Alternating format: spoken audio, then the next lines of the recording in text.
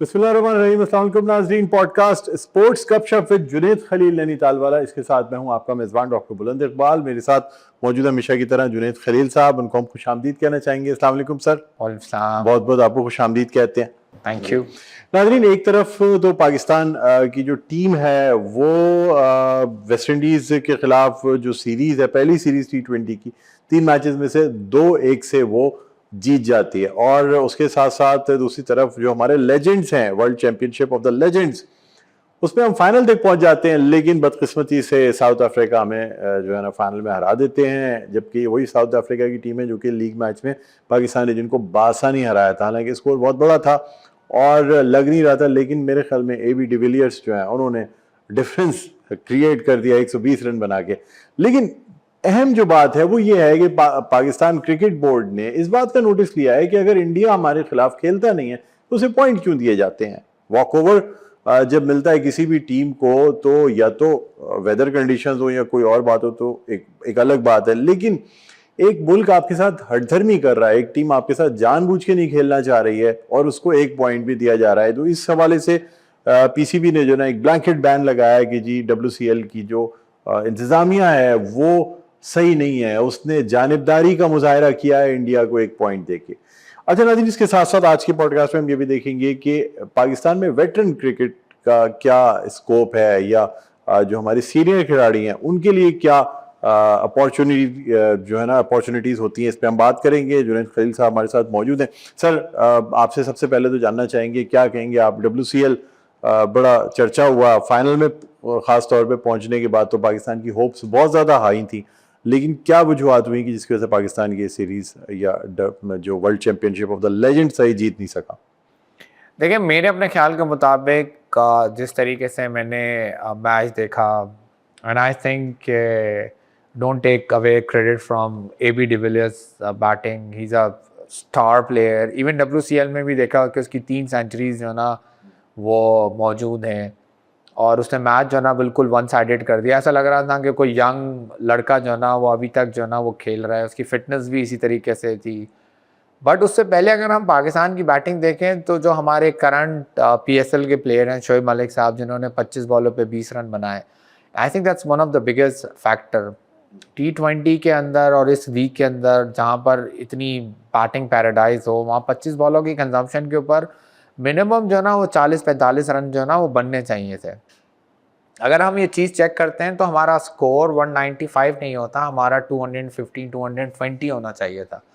और यही डिफरेंस था करंट प्लेयर में और रिटायर प्लेयर के अंदर। वो करंट प्रैक्टिस में हैं, PSL खेल रहे हैं, कोयटा ग्लैडिएटर के साथ अटैच थे, शुरू के 2-3 मैचेस भी जो उन्होंने खेले, और मतलब फिट भी हैं, फिटनेस भी हैं, और बोल भी रहे हैं कि मैं अभी भी जो है ना वो लीग क्रिकेट खेलने के जो है ना वो काबिल हूँ। उसके बावजूद उनकी परफॉर्मेंस जो है ना की वजह से आई थिंक WCL का फाइनल जो है ना पाकिस्तान जो है ना वो थोड़ा सा कम मार्जिन रन बनाने की वजह से जो है ना वो हारा। और उसके बाद जो गई सफर थी वो बेसिकली AB डिविलियर्स ने जो है ना वो पूरी कर दी। The way he played, in fact हमें वो पुराना AB डिविलियर्स जो है ना वो नज़र आ गया जिसको हम देखा करते थे, जिसको हम 360 डिग्री प्लेयर बोला करते थे। पूरा ग्राउंड उसके लिए ओपन था। और इवन जो हमारे करंट प्लेयर्स हैं, जो इससे पहले सईद अजमल की बॉलिंग जो ना बहुत आउटस्टैंडिंग चल रही थी, हफीज़ की बहुत अच्छी चल रही थी, वहाब रियाज हो गए, ये सब वो प्लेयर थे जो ना इस खुशफहमी में थे कि शायद वर्ल्ड कप ये WCL हमारा ही है, और वहाँ उसने जो ना वो हमारे ख्वाब जो ना चकनाचूर कर दिया। सर, लेकिन आप नहीं समझते कि जिस तरीके से, यानी 19 बॉल पहले ये टारगेट पूरा कर लेना, जबकि लीग मैच में यही साउथ अफ्रीका की टीम 9 विकेटों के नुकसान पे पाकिस्तान के दिए गए टारगेट को, पाकिस्तान चैंपियंस की तरफ से दिए गए टारगेट के जवाब में 150 रन बना सकी थी। और उस परफॉर्मेंस को जहन में रखते हुए तो कोई नहीं कह सकता था कि एक अच्छे टोटल को, जो कि कन्विंसिंग टोटल था, हम ये नहीं कह सकते कि कोई ऐसा टोटल था जिसको कि इजीली चेस किया जा सकता, कुछ एक्स्ट्रा ऑर्डिनरी हुआ, या पाकिस्तान से कुछ फील्ड एंड बॉलिंग में कुछ थोड़ा लूज कर गए ये सोच के कि हम तो जीत ही जाएंगे। देखिए, आप जब आप टूर्नामेंट के फाइनल्स खेलने के लिए आते हैं तो वहाँ पर आप ऑटोमेटिकली सारी चीज़ें भूल जाते हैं कि आपने किस किस्म का लीग मैच के अंदर खेला हो और क्या आपकी कारकर्दगी हो, और आपकी हिस्ट्री के पॉइंट्स जो ना वो लीग के फाइनल सेमीफाइनल में आके वैसे न्यूट्रलाइज हो जाते हैं। Then it's become a do and die. And I overall I think 195 का स्कोर जो ना वो थोड़ा सा कम था, जिस तरीके से पिच बिहेव कर रही थी, ना उसमें स्पिन थी, ना उसमें स्किट थी, ना उसके अंदर मूवमेंट थी। बट ओवरऑल जो ना जिस तरीके से डिविलियर्स ने खेला, और ऑफ कोर्स एक एक एक चांस भी जो ना मतलब हमारे से जो ना वो मिस हुआ। But at the end of the day देखें, चाहे पाकिस्तान जीते चाहे साउथ अफ्रीका जीते, eventually it was a fun, it was not a competitive cricket. Legend थे, शौक था हम लोगों को, बहुत सारे हमारे बच्चे हैं जिन्होंने उनके नाम सुने हुए थे और जिन्होंने प्रैक्टिकली उनको खेलते हुए देखा। तो I think overall it's a good mela, और हम इसको एक एंटरटेनमेंट की तरह ही तस्वुर करें, रादर देन कि हम ये सोचें कि ये हम कब हार गए, अगले साल फिर कब होगा, एंड देन विल सी अब क्या होता है। सर एक बात आपसे यहाँ ये सवाल करना चाहूँगा, देखिए आपका अपना एक्सपीरियंस ओवर 40 ग्लोबल कप का है, हमने WCL भी देखा, हम अंडर 19 भी देखते हैं। क्या वजह है कि हमारी मेन स्ट्रीम क्रिकेट परफॉर्म नहीं कर रही होती? हमारे सीनियर खिलाड़ी भी वही खिलाड़ी जो पहले परफॉर्म नहीं करते, सीनियर हो गए बहुत अच्छा परफॉर्म करते हैं। हमने ओवर 40 ग्लोबल कप जीता, हम ये भी जीत ही जाते तकरीबन, चलें खैर हमने 50 का भी जो ना वर्ल्ड कप वर्ल्ड कप जीता, और हमारी अंडर 19 टीम भी अच्छा परफॉर्म करती है। क्या वजह, मेन स्ट्रीम टीम क्या सियासत, कंट्रोवर्सीज या फिक्सचर्स या कोई ऐसी चीज़ें, मैच फिक्सिंग हो जाती, क्या वजह है कि मेन टीम परफॉर्म नहीं करती? सीनियर टीम भी परफॉर्म कर रही है, जूनियर टीम भी परफॉर्म कर रही है, वही लड़के जो खेल चुके हैं पाकिस्तान के लिए वो जाके सीनियर में बहुत अच्छा परफॉर्म कर रहे हैं, क्या कहेंगे आप? देखिए, पहली तो चीज़ ये है कि हमारे यहाँ अंडर 19 का सिस्टम बिल्कुल डिफरेंट है। उसको आप सीनियर से जो ना मैच ना करें, उसके अंदर थोड़ी सी जो ना जो मुझे बज़ाहिर सुनने में आता है, बट कभी हम प्रूव नहीं कर सके, कि थोड़ा सा एयर एडजस्टमेंट जो ना वो होती हैं। हमने रिस्ट चेकिंग भी शुरू की और रिस्ट चेकिंग भी कराई दुनिया के one of the best institute से, ताकि हमें लोगों की एजेस भी जो ना वो पता चलना शुरू हो जाए, बट वो कभी भी एक्सपोज नहीं होती। सर पहले तो मेरे ख्याल में आप भी अगर खेलना चाहते थे अंडर 19 आपको मिल जाता है, जब तक हमारे शनाख्ती कार्ड नादरा से कंप्यूटराइज नहीं हुए थे तो हर प्लेयर 3-3 4-4 शनाख्ती कार्ड लेके घूमता था। एग्जैक्टली बिल्कुल ऐसे ही होता था, लेकिन अब आहिस्ता आहिस्ता आहिस्ता आहिस्ता हम थोड़ा सा इस चीज़ के ऊपर जो है ना वो, और जब भी देखा कि हम लास्ट 3 चैंपियनशिप जो हमारी अंडर 19 की हुई उसके अंदर हम विनर्स नहीं आए। और जहाँ तक सीनियर क्रिकेट का सवाल रहा, क्योंकि हमारे यहाँ वेटरन क्रिकेट जो ना बहुत ज़्यादा होती है, हमारे यहाँ पूरे साल जो ना वेटरन क्रिकेट के टूर्नामेंट्स जो ना वो चलते रहते हैं, 40 के चलते रहते हैं, 50 के चलते रहते हैं, कराची में भी चलते हैं, पूरे पाकिस्तान में भी इसी तरीके से वेटरन क्रिकेट की तरफ ज़्यादा जो ना वो तवज्जो है। फिर जो ये हमारे लेजेंड्स हैं, ये भी इस क्रिकेट के अंदर जो ना पार्टिसिपेट करते हैं, और साथ साथ जो ना वो उनका अब जब से ये WCL और WCL से पहले एक ज़माने में टोरंटो में एक छोटा सा टूर्नामेंट हुआ था, उसके बाद से जो ना इवन ये सीनियर प्लेयर भी अपने फिटनेस के बारे में सोचना शुरू हो गए और फिटनेस पे अपने काम कर रहे होते हैं। और अगर आप प्लेयर्स की मूवमेंट चेक करें तो हमारे यहाँ रीसेंट रिटायर प्लेयर्स जो ना वो ज़्यादा पार्टिसिपेट कर रहे थे। अब आप डुमनी को देखें, AB डिविलियर्स को देखें, जैक कैलिस को देखें, ब्रेट ली को देखें, ये सारे वो हैं जो ना 5-5 6-6 साल पुराने जो ना रिटायरमेंट लेकर जो ना वो बैठे हुए हैं। अब उनके लिए इस टाइम के ऊपर आना, दोबारा से जो ना परफॉर्म करना, इट्स वेरी डिफिकल्ट। इवन मैंने मैच में देखा, शायद तेंदुलकर भी जो ना वो एक मैच जो ना वो खेलने के लिए आ रहे हैं, उनको छोड़े हुए 8 या 9 साल हो गए, अब उनके लिए बड़ा डिफिकल्ट है। हाँ, अगर हमारे लेजेंड कोहली होता तो जो उसने अभी रिसेंटली जो ना टेस्ट से रिटायर्ड लिए, तो शायद वो भी लेजेंड लीग खेल रहा होता।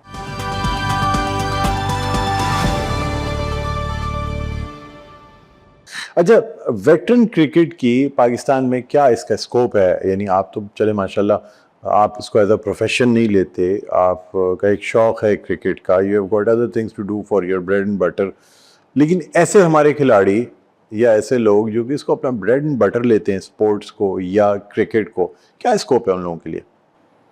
देखिए, बहुत ज़्यादा नहीं है, बट थोड़ी बहुत रोज़गार जो ना वो हो जाती है। पर मैच 10 से जो ना वो 25,000 के दरमियान में लोग चार्ज करते हैं, और उनकी पेमेंट होती है, डिपेंड करता है उनका अपना लेवल ऑफ डिलीवरीज़ क्या है। जितना उनका डिलीवरी चलती रहेगी उतना ही जो ना उनके पैसे जो ना वो चलते रहेंगे।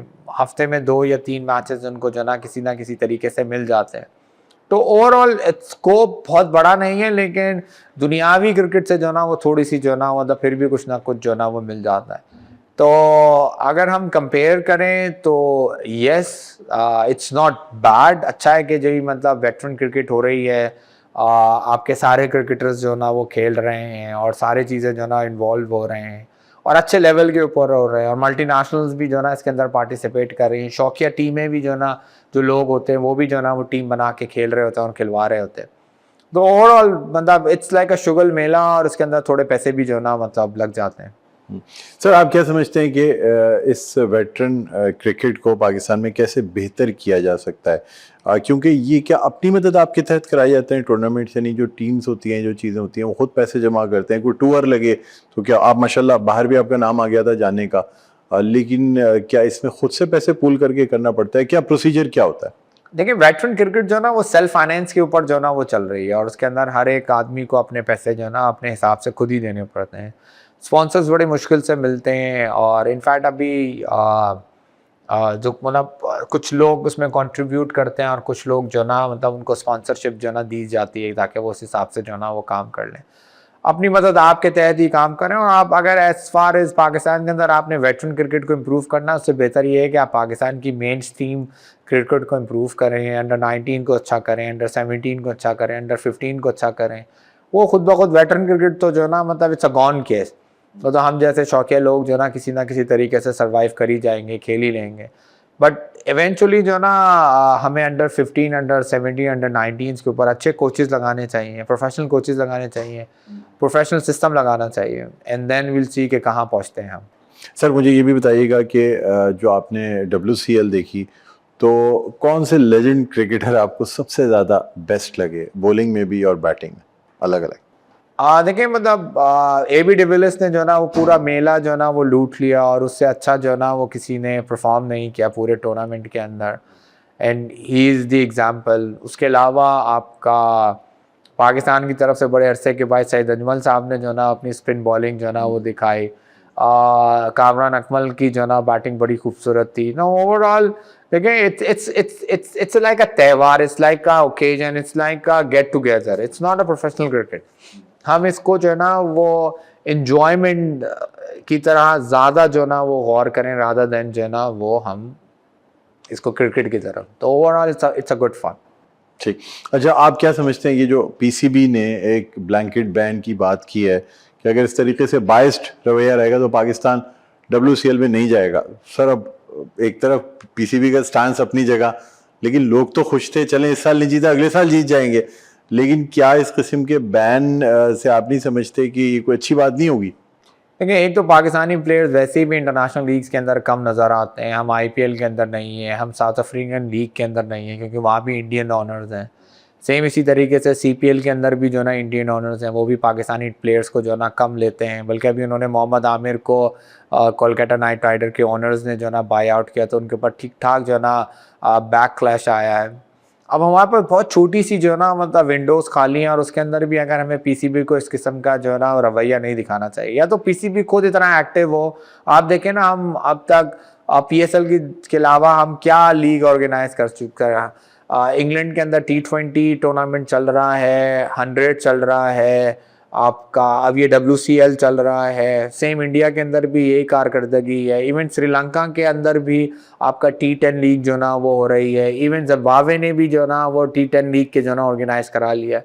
हम अब तक उसी विंडो के अंदर PSL के अंदर जो ना वो बैठे हुए। तो आई थिंक ओवरऑल अच्छा। और दूसरा, इट्स अ प्राइवेट इवेंट, इसके अंदर PCB का क्या कंट्रीब्यूशन है, PCB ने किस चीज़ को जो ना मतलब पेमेंट की है, किस प्लेयर्स को पेमेंट की है, और ये कौन से ऐसे प्लेयर्स हैं जिनको जो ना वो PCB जो है ना वो अपने पेरोल के ऊपर रखा हुआ था, और रखा हुआ भी था तो उन्होंने अपने कॉन्ट्रैक्ट के अंदर ये चीज़ें लिखवाई हुई हैं कि जहाँ पर वो इस किस्म के टूर्नामेंट जो ना वो खेल सकते हैं।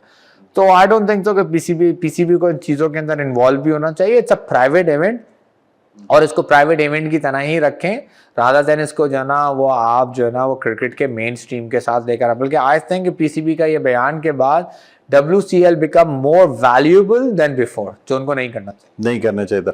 माजी में भी वर्ल्ड 11 और बाकी सीरीज इस टाइप की होती रही हैं, तो आप क्या समझते हैं कि अब इस बयान के बाद क्या इंडिया को, ख़ासतौर पे एशिया कप जो आने वाला है, तो उसमें क्या थोड़ी सी कुछ समझ आएगी? वैसे तो वेन्यू का ऐलान भी कर दिया गया है, डेट्स भी हो गई, पाकिस्तान का मैच है, क्या कहेंगे आप? देखिए इंडिया पाकिस्तान से खेले या ना खेले दैट्स अ डिफरेंट इवेंट। वो आईसीसी के जो ना वो अंडर में है, आईसीसी ने सबलेट जो ना वो एसीसी को जो ना वो किया हुआ है। अब एसीसी की रिस्पॉन्सिबिलिटी कि वो इंडिया को खिलाए और ना खिलाए, तो उनके रूल्स एंड रेगुलेशन पहले से डिफाइंड होते हैं।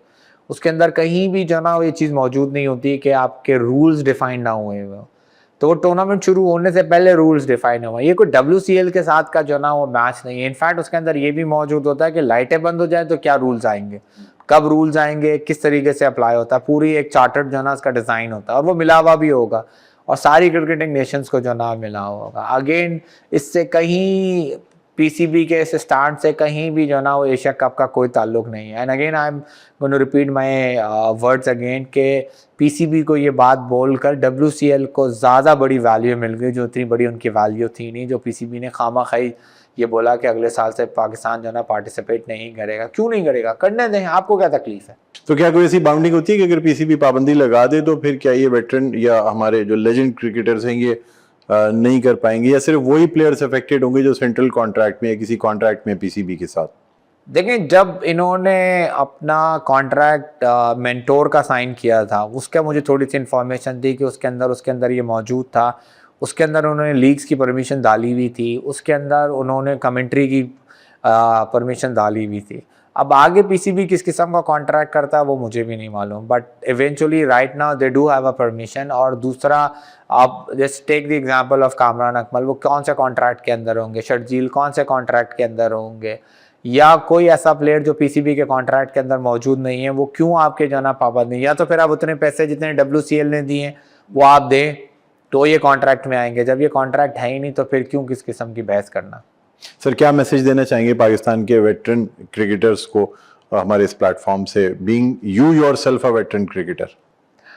देखें, आई थिंक हमें खेलते रहना चाहिए, लड़कों को मोटिवेशन मिलती है, फाइनेंशियल सपोर्ट भी मिलती है और साथ साथ ये भी उम्मीद होती है कि हम आगे पाकिस्तान नहीं खेल सके तो वेटरन में पाकिस्तान को सर्व कर सकेंगे। बहुत बड़ा एजाज़ होता है जब आपका पाकिस्तानी फ्लैग या पाकिस्तानी स्टार आपके दिल के पास लगे। तो ये वो उम्मीदें हैं जो बेसिकली जो हमें ग्राउंडों की तरफ लेके जाती है और लेके जाते रहना चाहिए।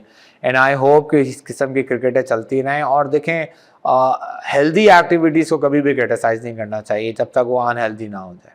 ठीक है, बहुत बहुत शुक्रिया सर, प्रोग्राम के लिए आपने वक्त निकाला। नाजरीन, group managing director Medicam group of companies Junaid Khalil Nainital वाला, इसके अलावा वेटरन क्रिकेटर हैं, ये हमारे साथ इस पॉडकास्ट में रोज़ाना की तरह या हमेशा की तरह मौजूद थे। अब नाज़रीन, देखना ये होगा कि हमारे इस ख़ास तौर पे पीसीबी के इस इक़दाम से क्या फ़र्क पड़ेगा और ख़ास तौर पे वेटरन क्रिकेट को पाकिस्तान में किस कदर तरक्की मिलती है। बहरहाल, अपने आज के इस पॉडकास्ट का जो टाइम है वो अपने अख्ताम पर पहुँचता है।